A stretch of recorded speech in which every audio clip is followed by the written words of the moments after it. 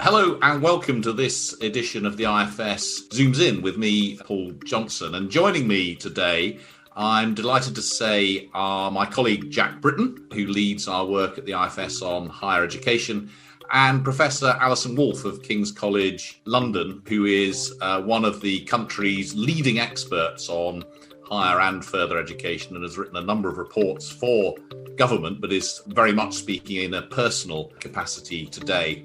And the question we're asking ourselves today is, are there too many young people going into higher education as we are reaching, or on some measures have indeed reached, Tony Blair's ambition to get half of young people going into higher education? There's obviously lots of controversy around that, combination of concerns about whether it's the right thing for them, whether it's the right thing for the economy, how much it costs, issues around student debt, and all sorts. So plenty to cover.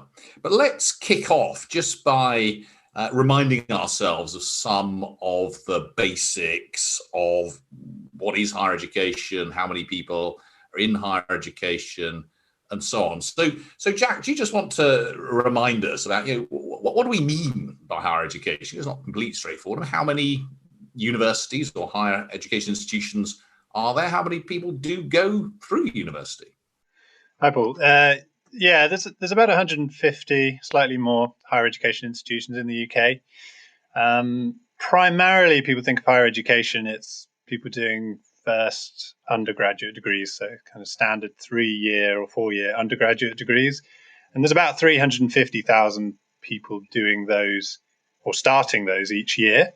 There's another roughly 100,000 people or so in higher education doing non-standard first degrees, as it were. So they can be lower level qualifications or shorter courses. And those numbers have been growing over time. Yeah, quite substantially. Yeah, I mean, once you include everybody, which there's lots of ways of measuring Tony Blair's target of getting 50% of people going to higher education. But if you count everybody, you are at about 50% now, which is up substantially from 30 years ago. There was the very dramatic growth in numbers from the early 90s, really.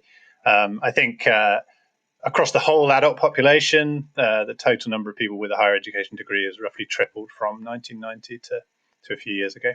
So that's a pretty remarkable change. I mean, Alison, why has there been this huge change? What's driven this big increase in numbers going into university? It's been driven both by demand and by supply. And of course, once a significant number of people start going to university, more and more people start to see it as something that they could do and eventually as something they should do. And I think it's worth pointing out that although we have an unusually high proportion of young people going into something that you would recognize as a full-fledged university, this general huge increase in the numbers going on to some form of higher or tertiary education is international.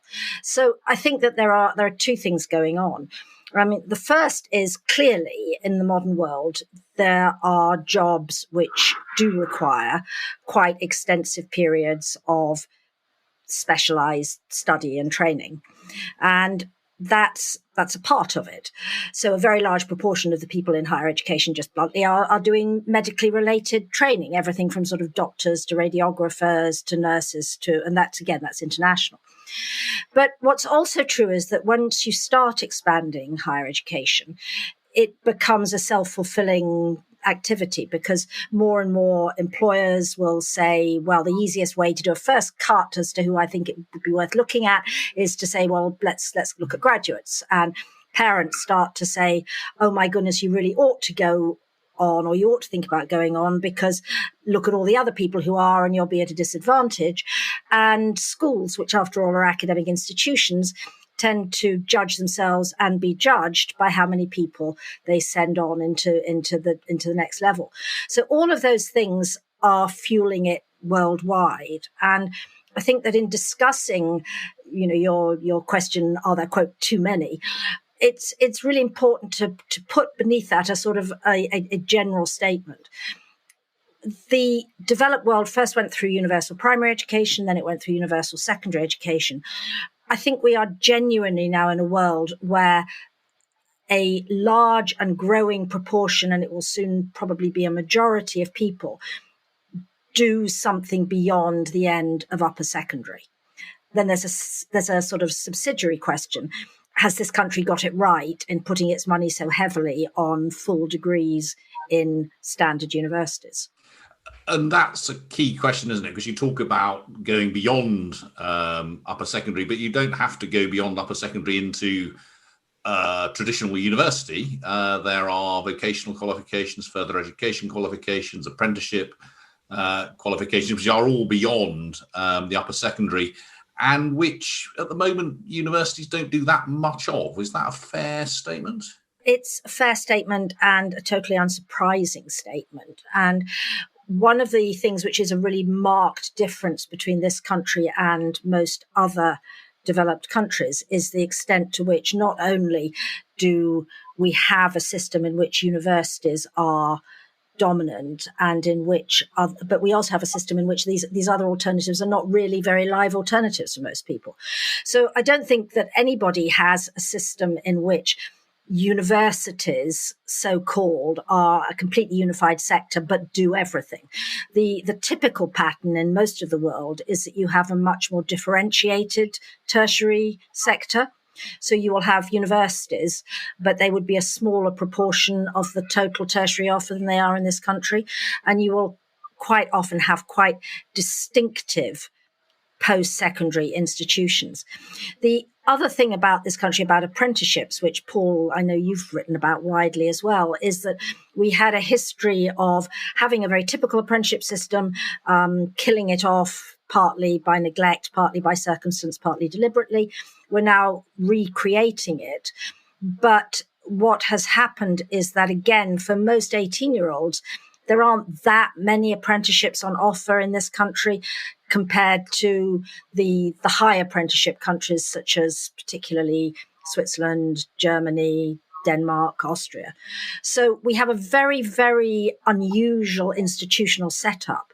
And we certainly don't encourage or enable universities to do anything other than offer full degrees. In fact, as I've written extensively, we created a system in which it was and is entirely rational for universities to offer and recruit as many students as possible to full 3-year degrees. So, Jack, there's obviously a lot more, as you and Alison have said, an awful lot more young people going through university. There's an issue about whether this is the right thing for all of them. But what do we know about the value of it to the individuals themselves? Are they gaining by going to university? Yeah, we've done a lot of work on this recently with new administrative data that's come available that kind of gives us a lot more information about the outcomes of people who go through higher education routes to a level of granularity that's just never been previously possible. So we've got the whole swathe of new evidence on this exact topic, and yeah, it is the case that on average people do gain from going to university privately, i.e., they can benefit over the course of their lifetime in terms of earnings from going, and that earnings increase outweighs the costs of going. So on average, that's true, but there's also a lot of variation around that number.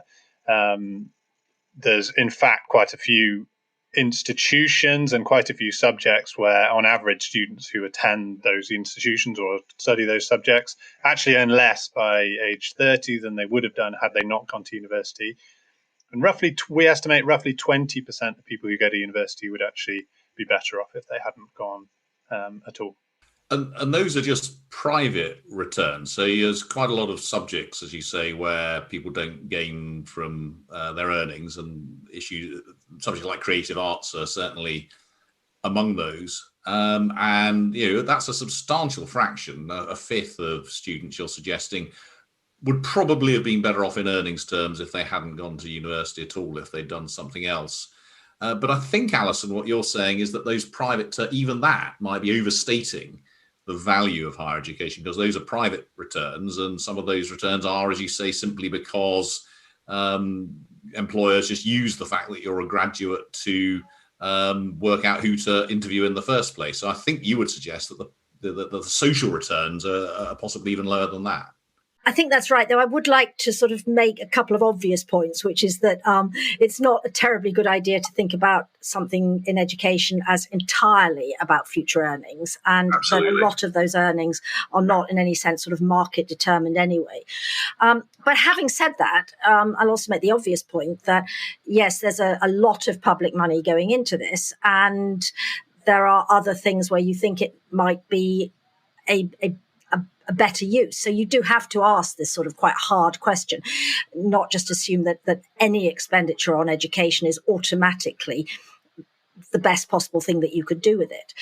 And I think that what this does show is that there will be quite a lot of people who in their 40s and 50s will look back and feel, well, if I could do things over again, I might not decide to do that. Now, in some cases they might, and in some cases it would just never occur to them to ask that. But it's very obvious that if you look at policy making over the last sort of 20, 30, 40, 50 years, one of the things which I think has made it less good than it could be is that people did look at raw earnings returns, particularly at a time when a far smaller proportion of people went. And they were inclined to think, oh, gosh, this is wonderful. Not only will we enlarge their minds, make them into more civilized human beings, all the other stuff which academics hope they do, but this will be great in earning terms. And then with a happy leap will also be good for the country, because if they're earning more, the economy will be greater. And of course, it is much, much less simple than that. And one of the things which we always have to remember is that there's a lot of sorting going on, as I've said. So you may be earning more than somebody who's otherwise like you, who didn't go to university, because you learned something useful at university. Or you might be earning more because an employer says, oh, well, that's a good person to hire. Again, not totally irrationally. I mean, you've shown that you can stick out 3 years of possibly boring stuff and possibly not so boring stuff. But without being able to fine tune exactly how much it always is, there's definitely a lot of sort of sorting and signaling going on here. And it was therefore completely predictable, as well as what actually happened, that as you put more and more and more people into university, the average earnings returns start to go down. I mean, how could they not? If everybody goes to university, then the average extra will be zero. So, yeah, that's it's very interesting what you say. This role of university in sorting and signalling rather than teaching. I mean, in an ideal world, you'd go to university and you'd learn a whole bunch of stuff, and it's that stuff that would mean that you were earning more or happier or whatever the returns are. I mean, do we have any sense of, to what extent do graduates earn more just because the fact I've got a degree certificate I'm waving from the employer is a signal that I'm good? Actually, I might not have learned anything useful at all, and the extent to which it is the fact that I actually learned something useful. I might not defer, but ask Jack to say a little bit about this, because he has done some fantastic stuff on sort of institutional impacts. I think the answer is you'll never be able to know for sure, because you're not randomly assigning people in any sense. You're not you've got all sorts of things going together. If you go to a top-ranked university, not only do you get certainly what my students think is a signal, by the way. I mean, they're quite cynical about it. But you're going to a different sort of place. I mean, if, for example, you go to an institution like King's, you're going to a top research university, which is actually, in fact, has significantly more money to spend on you than a university which doesn't get lots of research funding and doesn't get lots of international students. So it's really hard to compare like with like. But there is no question that the punters think some of this is signalling. They're absolutely clear about it. If you ask students, they will say that, yes, they hope they're coming to a wonderful institution. Yes, they hope they're going to have wonderful teachers. But, oh, my Goodness, yes, they want King's, or let alone Oxford or Cambridge, on their degree certificate. And we actually did some quite interesting and depressing work on how going up the research ratings quite dramatically increases the amount that you can charge foreign students to come to you. Because the further up your research ratings you are, the more visible you are internationally, and therefore, from the point of view of the student, is worth paying a bit extra to get that name on your degree certificate. Now, hopefully, we're also teaching them well, and hopefully, we're teaching them well at the forefront of the disciplines.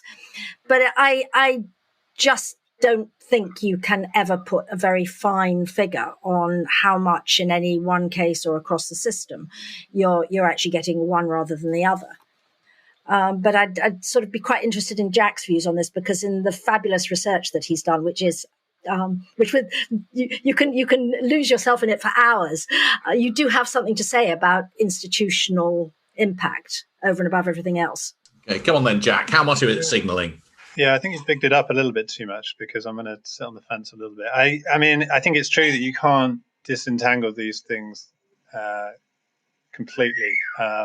They're two effects that are happening at the same time, and it's very difficult to get at causal impacts. There is some evidence around the world on, when university courses have been interrupted, which is probably quite relevant to things going on today. But when things have been interrupted, say for strikes or for other reasons like that, there is evidence that has negatively affected the students over the long term, which people have taken as evidence that they are actually learning something on these courses. It's not just about the kind of the signal of having been on it.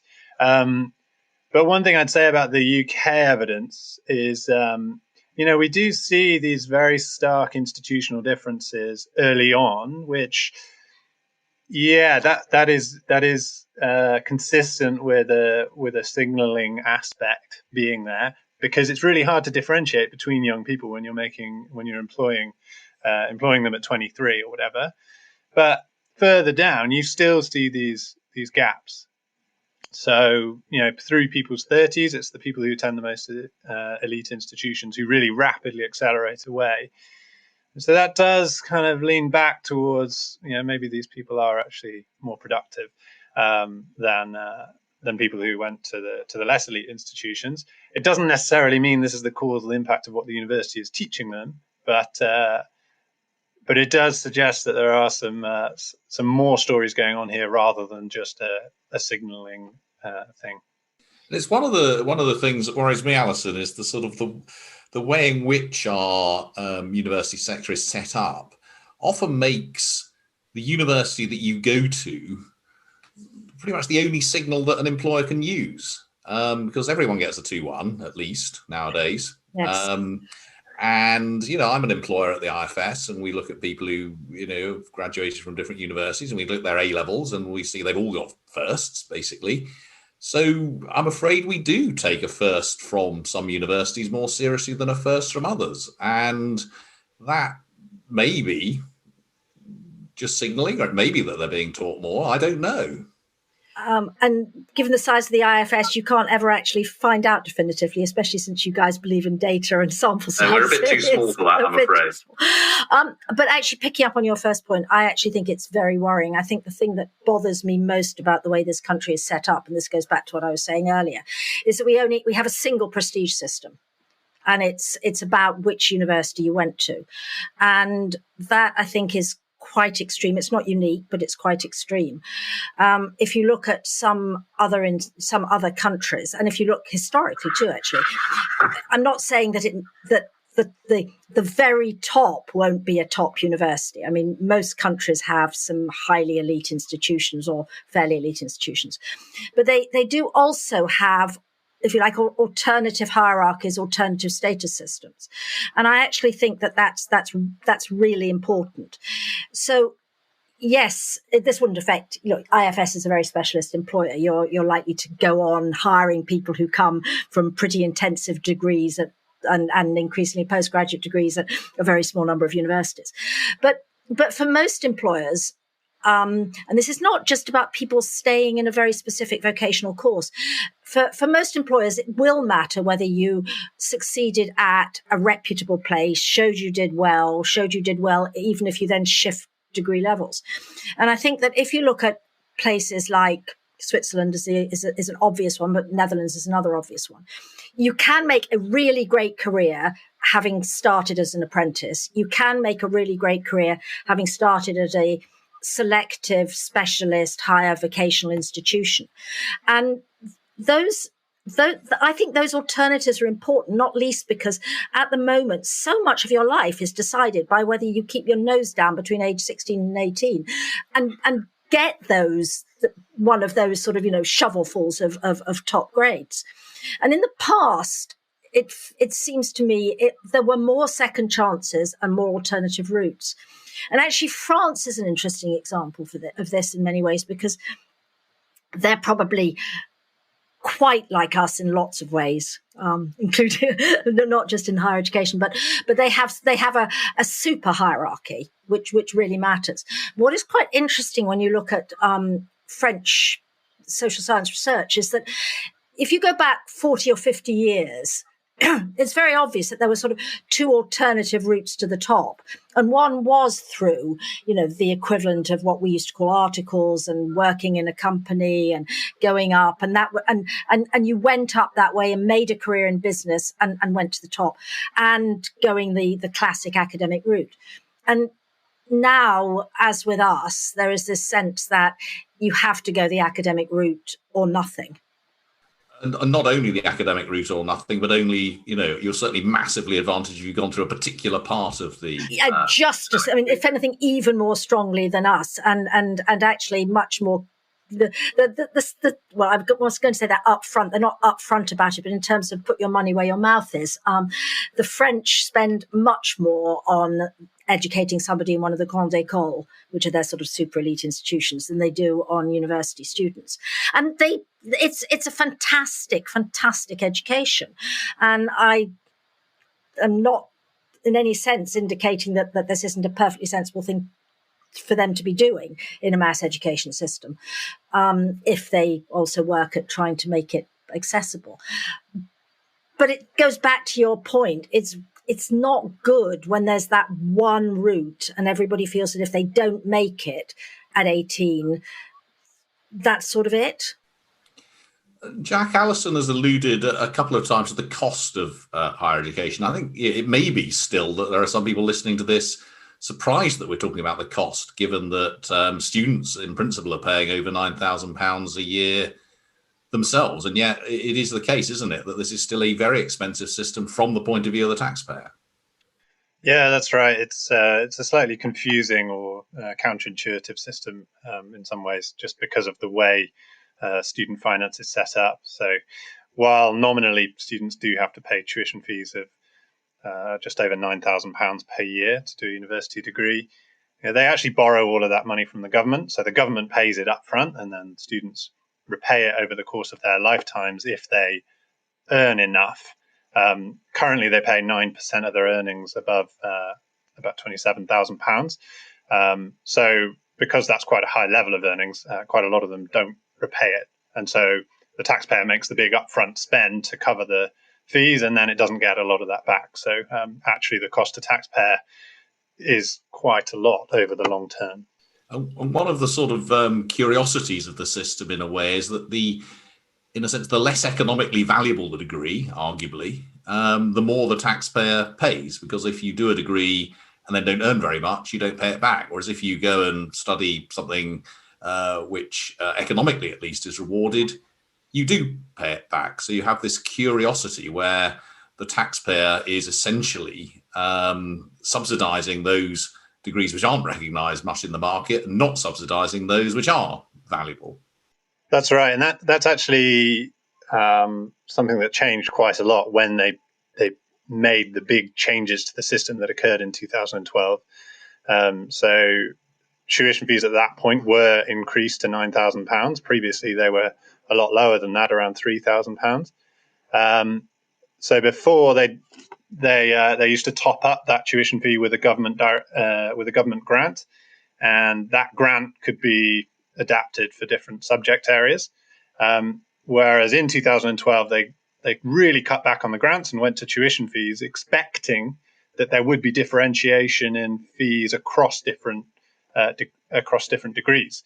But that didn't really happen, and pretty much all the universities went to setting their fees at £9,000, which meant that essentially all of the income was a lot less different across different subjects for universities. And yeah, it was taxpayers having to make up the shortfall in the lower earning subjects as a result. So yeah, it's kind of an odd byproduct of those reforms that isn't very obvious, I think. And yeah, it comes out really because we expected, or the government expected, that fees would be quite different after the reforms. But actually they're not. Alison is nodding vigorously at everything. Yes, I mean, the government expected there to be price competition. I have to say, I can't imagine why they did. There wasn't at the lower fee level before, and it's completely irrational to go in with less money, given that we have got and rightly, a very generous, what they call income contingent loan scheme. Because all you're doing, if suppose you're offering a history degree for 6,000 as opposed to a history degree for 9,000. I mean, what you're saying to the student is, we're going to spend less on you, and we're probably not a very good institution. Otherwise, we'd be asking 9. And it took a very short time for everybody to therefore start charging the maximum. And as I said, I would like to say quite rightly have an income contingent system. And actually, in that sense, I think we have one of those countries that charge high fees. I think we have one of the best systems for ensuring that people from less affluent families, on people who might be very risk averse, aren't put off studying by the nightmare of huge interest and loan repayments. But it does, as Jack says, have this knock-on effect when you first of all say that the fee can be the same for everything, and you also cease controlling the number of people who are going into different areas. And I think this is the really crucial thing, you basically cut back the direct subsidy. Then you do get a very peculiar situation, which is what we've got at the moment. And it's why inevitably within universities you get sort of cross subsidies, and then that leads to people saying it's outrageous that somebody in an English department is paying more than is spent on them, and so on and so on. And I think people don't realize either how much money the taxpayer still contributes, because people who don't make a lot of money in the end get the loan written off. But also I think most people haven't realized, if they once knew how universities worked, how far, as Jack says, the direct subsidy for expensive degrees has essentially been wiped off. You were, Alison, you were part of the most recent big review of all of this, the Auger review, which had some proposals for changing that. Can you just explain what they were and how you got to them? Yes. How did we get to them? Well, it wasn't quite like Bismarck sausage. You wouldn't want to know how it was produced. Actually, for anybody who hasn't read the Auger report, which I would like to recommend, because not just do I, of course, sign up to the recommendations, but for anybody who wants to understand our current system, I think and hope we did a fairly decent job of explaining it to people. And we were concerned. We felt that it was not a good idea to have a system which was so opaque, in which the way in which universities were funded was so unclear that they did go in for this cross subsidy. And to put it bluntly, you had a very strong incentive as a university to recruit people to degrees that you can, I'll say you can make a profit on. That's a little unfair. But you could be sure that they would more than cover their costs. And we therefore thought that it would be better to go back to something that was more like the system before the 9,000 fees were introduced, in which there was more of an open and overt balance between what the fee was and the fact that with expensive and important degrees, the government put much more teaching grant in that. So that was what the Auger review recommended. And of course the headline was, Auger recommends a cut in fees. Well, what it recommended was two things which were joined at the hip: cutting the headline fee which was the amount that the student loan company would pay the universities on behalf of the student, but also increasing commensurately the amount of direct funding that went in. And it was also the case, of course, that was a review not just of higher education, but of further and post-compulsory education in general. On at least 2 occasions, I really had to tell the BBC off when they interviewed me about this and said it was the Auger Review of Higher Education. I said, well, no, it wasn't. And this, of course, is all part of the national obsession with higher education and the failure to take account of everything else. But I mean, moving on to that, I mean, what were your recommendations there? What are your recommendations now for moving us a bit away, a bit more towards a world in which people see, higher level vocational qualifications and such qualifications are provided as an alternative? Because in the end, that's what we really need if we think we are getting some things wrong with higher education. Paul, as you know, the number one recommendation of the Auger Review has been sort of accepted. And I still think it was an absolutely critical one. And this is where I have to say, I have advised the government on this. So that doesn't mean that it was because of me.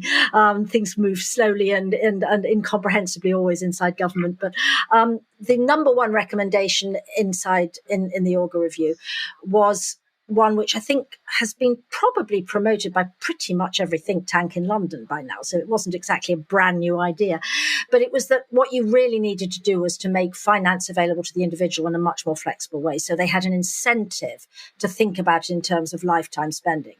So it's what we called a lifetime loan entitlement, and that's something which the government has now signed up to. And I want to explain why I think it's so critical to improving other forms of higher education, because what it says to someone is, we will give you support. It's going to be very flexible how you use it. You'll have this pot. So it is worth your while thinking really hard when you're 18, whether you actually want to use it all up now, or whether you might actually want to use some of it now, some of it later, wait for a while. At the moment, it's not just that the universities offer 3-year degrees because it's financially in their interest. It's actually quite hard for them to offer anything else. And if you are an individual, it's very hard for you to get money for anything else, actually. I mean, the whole system is set up such a way you can easily get a 3-year full-time loan, but you can't sort of do something and then retrain at something that the government calls the same level and so on. So I think 2 things have happened. I think, first of all, we have, as I said, moved into this sort of all tertiary world. But the second thing which I think has happened is that people have actually become more and more aware of what Jack has been describing, which is that for a lot of people, a university degree is not just not good earnings, but is not something which they feel hugely positive about for themselves or for their children. 3 years of getting drunk when you don't have any money anyway, and you've got a large maintenance loan. I mean, it doesn't feel like that much. And one of the most dramatic things that I've seen actually is a shift in public opinion, away from everybody wanting their child to go to university to thinking that actually, with the caveat, if anything decent was available, it would make a lot more sense to go for apprenticeships, higher vocational education, retraining later. So the thing that as I said, it was our number one recommendation, because we felt that unless you shifted the underlying financial structures, you were never going to shift the motives, the incentives, the way that institutions behaved. So that was my number one wish post-Auger, was that the government would adopt the number one Auger recommendation. And obviously, it's a long way to actually implementing it. But I continue to believe that it's completely fundamental, given the way that this country's system is set up, to shifting the current pattern, which basically says to everyone, go to university when you're 18, go to university when you're 18. And that is still strong. I mean, during the pandemic, the proportion of the cohort applying has gone up again. Which often happens, doesn't it, in difficult times, that people mark time or decide to go to education to achieve that. I mean, Jack, what do we know about the extent to which there are people who have gone into higher education who then end up in jobs that just don't need it? I mean, that's one of the problems, isn't it? That we have what some people refer to as overeducation. Yeah, people love talking about overeducation. It's a bit of a slippery concept because it's often based on things like surveys asking people if they're overqualified for the job that they have, or other kind of subjective measures which are not necessarily easy to compare across individuals. But I've always felt underqualified for every job I've done.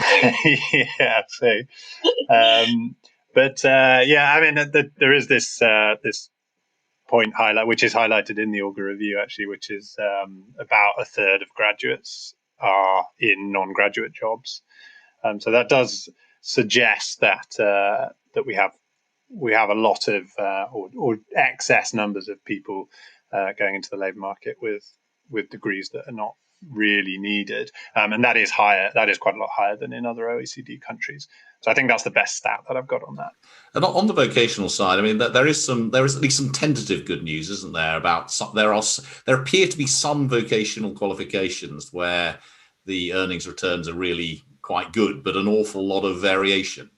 Yeah, not many people do them, which is kind of the problem. But the ones that do, the earnings outcomes by their kind of mid to late 20s do look really good. I think they probably look a little bit less good 10 years on from that. But with all the good data that we have, it goes up to about age 30. And those alternative routes, so level 4, level 5 qualifications, on average, the earnings outcomes seem to be really, really good. It's true. And the other thing I think which picks up on what you said earlier, Paul, is that the evidence on apprenticeships is also, very good, as long as you sort of define clearly what you mean, and it's not one of the appalling things that used to be called apprenticeships at various points in recent government history. That as you would expect, as a route for many jobs, learning something while you're also working is very effective. Yeah, my son is living proof of this. Having done a level 4 apprenticeship, he's now earning an extraordinary salary, more indeed than my oldest son, who's got a first. Fabulous. So he's done. It must be true if my experience must be true. And anecdote trumps. The anecdote is always more powerful than anything. That all of Jack's administrative data is hopeless without the anecdote. Yeah, I do think an important point about these kinds of qualifications is that they obviously can work out really well. I think a big factor that makes people cautious about taking them is the risk associated with it. And the university route is so well established. It kind of goes back to what Alison was saying at the beginning. It's so well established that people can have faith that in 10, 15, 20 years' time that is still going to be recognized. And I think there is a concern about some of these alternative routes that you can make a nice, shiny new thing that looks really good for people. And there will be people who go through it and do really well. But people might be quite cautious about taking them on because in 10 years they could fail and then nobody will recognize those qualifications. And Alison, that's been that's a real risk, isn't it? It's been the history of our non-A-level, non-higher education policy for decades that we mess around with it so much. We mess around with it, and which is why, coming back to your question earlier, I actually think this. I still believe that it's so fundamentally important to give people a pot which they can use, which they may top up themselves where there isn't this sense. But I would also underline that while Jack's right, that the survey evidence definitely shows a quite rapid falling out of love with university by quite a surprising proportion of the population. That doesn't mean they may not still say, as Jack says, well, you better go anyway because it's the sort of that way the door won't slam in your face. But compared to a period when I think both policymakers and a large part of the population saw it as very much a sort of guaranteed path to substantial success, I think there's some pretty clear evidence of disillusion. Would you limit the number of people who can go to university, Alison? No, I wouldn't, because as I said, what I've always advocated is giving people choice. I think there may be places where we might want to limit the capacity. We might want to sort of organize the system differently. So as I've said, in other countries, you have universities who do certain things, you have other institutions who do certain things. Would I say only X% of the population can ever go? No, absolutely not. That strikes me as it actually strikes me as politically impossible anyway, but it also strikes me as both unjustifiably authoritarian and economically stupid. Well, that's a fairly clear answer then. So if in returning, and we should come to an end in a moment, returning to our original question, do we think too many people are going to university? Well, possibly we do, but what should we do about it? Well, not ban them, but provide them with proper alternatives with the funding and quality that is needed to make those viable. Yes, totally, which is easier said than done. I mean, we have to shift the incentives, which at the moment seem to me to lead to a lot of people making decisions which are not optimal and which they will later regret, and ensuring that there are far more possibilities open to them. But but it's not about, are there too many people going? It's, are there too many people doing courses in universities which are not a top priority for either them or the taxpayer? Would you agree with that, Jack? Yeah, I think so. I mean, big priority seems to me more information about the outcomes from these different routes, because I think a lot of people just make choices a little bit blindly because it's the default thing to do, or the school is encouraging them to do it, and it's just the system needs to be a bit shaken up, I think, in that sense. So more of an information drive, and probably more direct policy, reducing incentives for universities to be expanding courses that the government doesn't prioritize. Well, we ought to leave it there. We've it's been so fascinating. We've almost certainly run over our normal allotted time. I think we have the answer to our question, which is we probably do have too many people going to university, or at least for those who go to university, they're probably not studying the optimal mix of subjects. And the main reason for this is because we still have not put in place a set of alternatives which are both clearly enough signposted, of high enough quality and appropriately funded for people. And I'm not going to ask you this, but I'm pretty sure you both agree that actually, both from a sort of social point of view and an economic point of view, this ought to be among the very top priorities for any government over the next few years. And we ought to stop obsessing about the precise way in which university tuition fees are paid, and start obsessing far, far more about the alternatives to going to university and the way that those work, which I know is something you, Alison, have been obsessing about for a very long time. So thank you very much, both to Jack and to Alison. If you want to see more about what the IFS is doing, do go to our website, www.ifs.org.uk. Thank you very much for listening, and hopefully we will see you again next time.